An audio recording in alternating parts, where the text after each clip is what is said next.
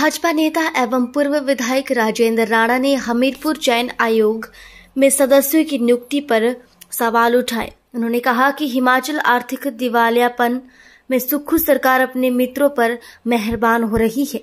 हमीरपुर चयन आयोग में कोई काम नहीं हो रहा। चेयरमैन सहित सदस्यों की नियुक्ति कर दी गई है।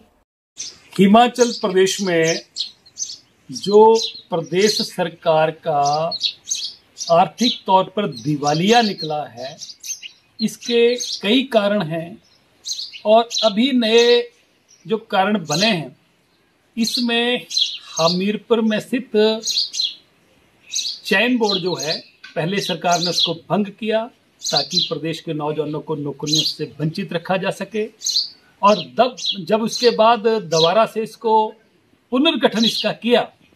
अभी प्रदेश के लोग इस बात का सवाल उठा रहे हैं कि हमीरपुर में जो चयन बोर्ड है, स्टाफ सिलेक्शन बोर्ड जो है, वहां पर एक चेयरमैन की नियुक्ति है और पहले 2 मेंबर थे, अब एक और नया मेंबर लगाया गया, 3 मेंबर जो है नियुक्त किए गए। प्रदेश की जनता ये पूछ रही है कि 2016 के बाद जब क्लास 3 के लिए कोई भी इंटरव्यू जो है, उसके लिए इंटरव्यू खत्म हो गया है, अब सिर्फ डॉक्यूमेंट चेक होते हैं। तो मेंबर्स और चेयरमैन का काम तो इंटरव्यू कंडक्ट करना होता है, इंटरव्यू में नंबर देना होता है।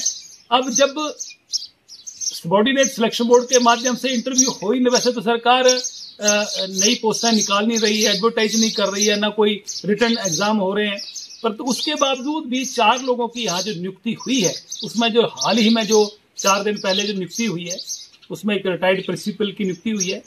और सरकार का जो नोटिफिकेशन है, जिसमें चयन बोर्ड में, स्टाफ सिलेक्शन बोर्ड में जो है, वो मेंबर किस तरीके से लगना चाहिए, उसमें मिनिमम जो स्पेशल सेक्रेटरी है गवर्नमेंट ऑफ हिमाचल प्रदेश का, उसकी जो सैलरी ड्रॉन है, उसकी जो मेंबर लगाते हैं, उसकी लास्ट पे जो ड्रॉन हो वो स्पेशल सेक्रेटरी के बराबर हो, तो वो भी नहीं है।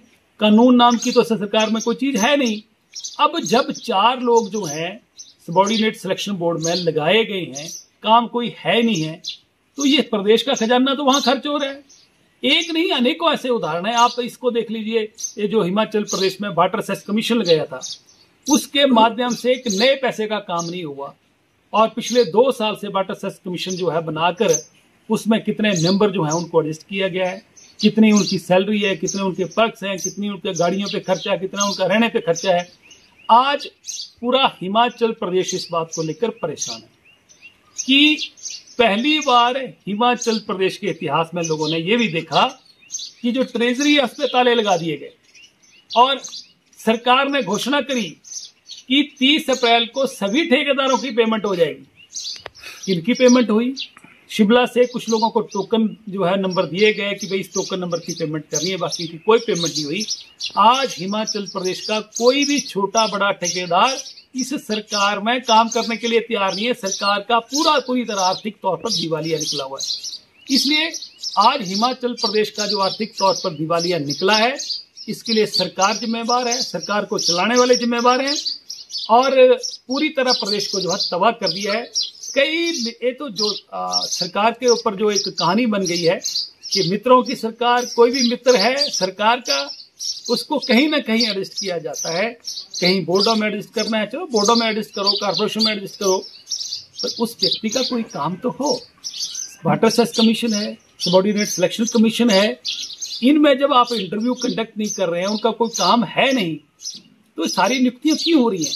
सरकार का खजाना जो है उन पे क्यों ऐसा जो है उनके लुटाया जा रहा है?